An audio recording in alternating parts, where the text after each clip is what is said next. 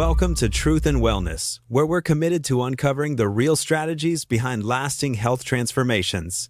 I'm your host, Pavel Gray, and today I'm thrilled to introduce our guest, Dr. Kent, a doctor of pharmacy and glutathione expert who's devoted his career to health optimization. Dr. Kent, thank you for joining us. Pavel, it's a pleasure to be here. I'm eager to dive into how we can truly make those health transformations stick this time. Fantastic. Let's address the elephant in the room right off the bat. Why do so many people hit a wall or even fail within the first 2 weeks of starting a health journey? Great question, Pavel. The primary reason is that people try to change everything at once.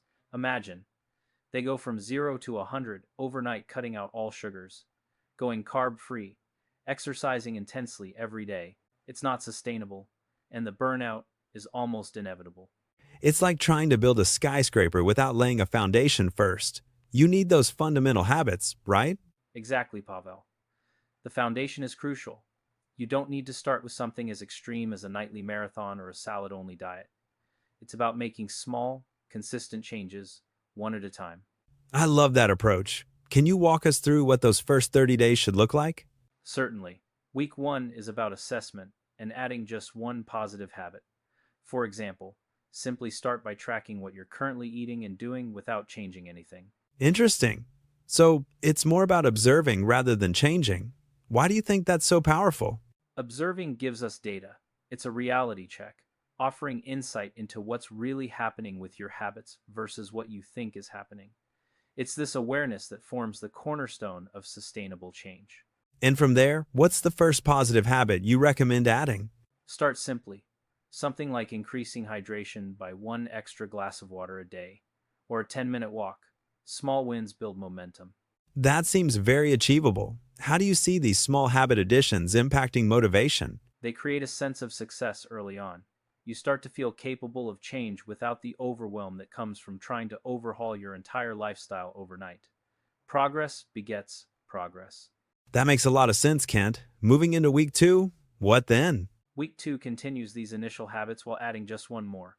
It's crucial to keep that momentum going but still keep it manageable. Possibly add protein to breakfast, or switch out one high-sugar drink for water or unsweetened tea. Keeping it simple but effective. Have you seen any of your personal clients benefit from such an approach? Absolutely, Pavel.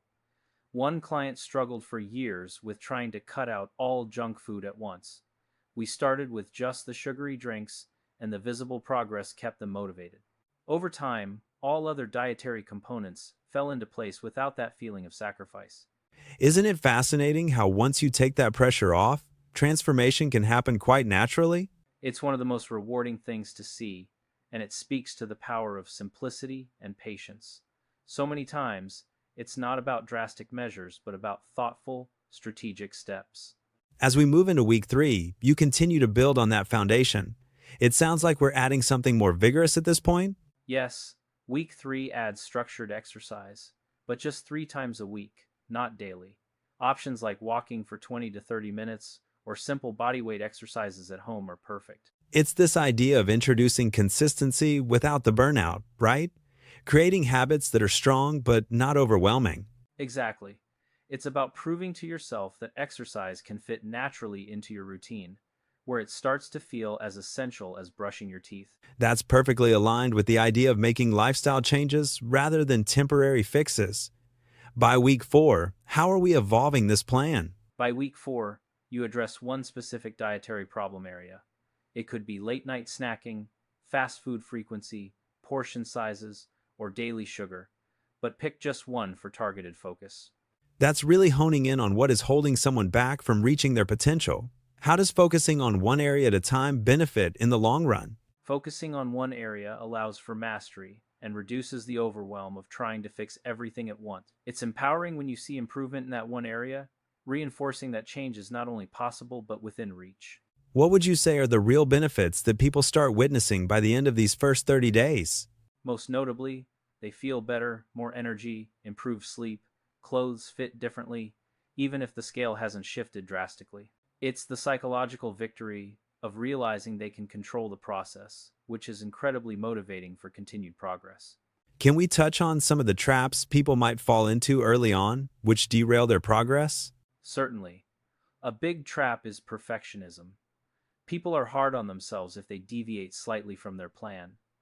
The idea is to practice grace and get back on track the next day. There's also the issue of comparing their journey to others, which can be discouraging. That's a huge one. Everyone's journey is so unique. Comparison can be such a downer because someone's chapter 20 might look very different to your chapter 1. Exactly. Progress should be personal and celebrated. Even small steps contribute to the bigger picture of overall health and wellness. Okay, let's consider someone hitting a plateau. How should they perceive it and move forward without losing motivation? Plateaus are natural and a sign that it's time to reevaluate and perhaps introduce minor tweaks. Often, it's about fine-tuning rather than drastic change. Celebrate the maintenance of past progress and adjust the journey, not the goal. So, what's next after those first 30 days? Where does one go from there? The next steps involve enhancing consistency and progressive challenges, maybe a new form of exercise, tackling a second dietary problem, or extending the duration of workouts. The key is making it a sustainable lifestyle that evolves with you. That's a journey, not a destination. Before we wrap up, any final word of advice for our listeners? Don't underestimate the power of small changes. Rome wasn't built in a day, and neither is a new, healthier you. Focus on the daily actions, and the long-term results will follow. Inspiring words, Dr. Kent.